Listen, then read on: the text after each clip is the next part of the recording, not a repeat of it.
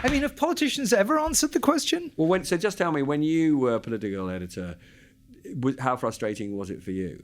Well, it used to drive me absolutely out of the wall. So I was first political editor before you, in fact, back in the 90s.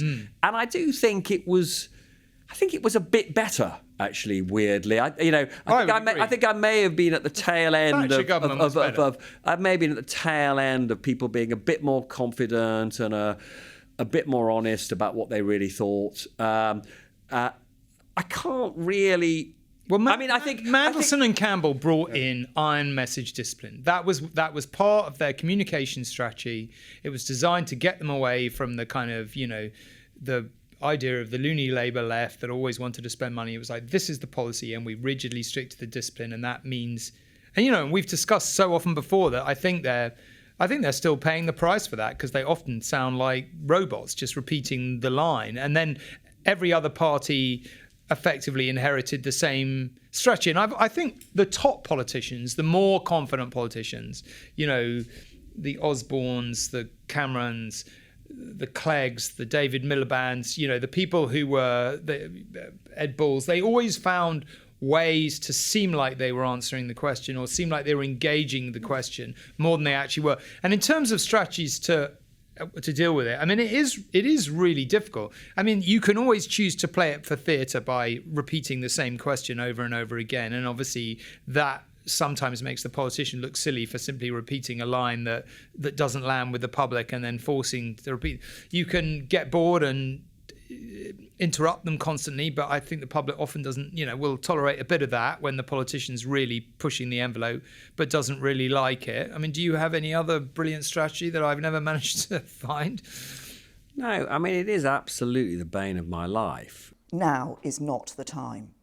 So can I be clear what you mean by now is not the time? When is the right time? Well, now is not the time for the reasons that I have said. After a general election? Now is not the time. I'm responding to a proposal that has been put forward by the Scottish First Minister. I'm sorry to press you on this, but people will want some clarity. No, what I'm saying is that there is a proposal that has been put forward by the SNP government in Scotland. Now is not the time. I read that. I think most people read that as an endorsement of Israel's bombing.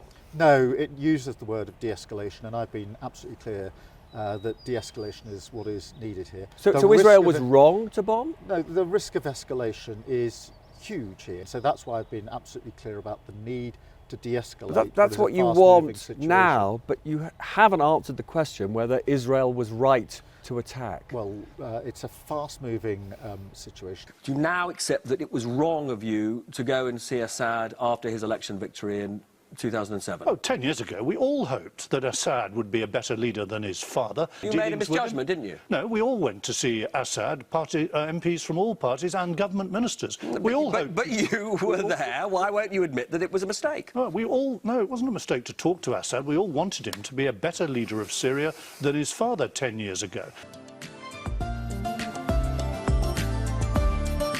My show is a politics show. Right? But truthfully, very often, the most interesting interviews are people who are not professional politicians. They might be former spooks or scientists or, some cases, trade union leaders or economists who will basically answer questions in an intelligent and engaging way.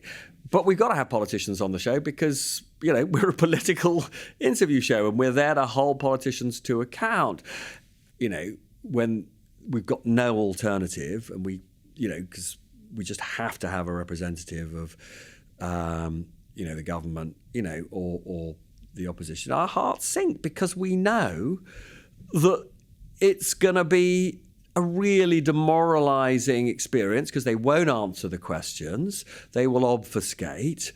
We know, because you can see it in real time online, the way people respond. We know how frustrated viewers are going to be by all of this because they tell us.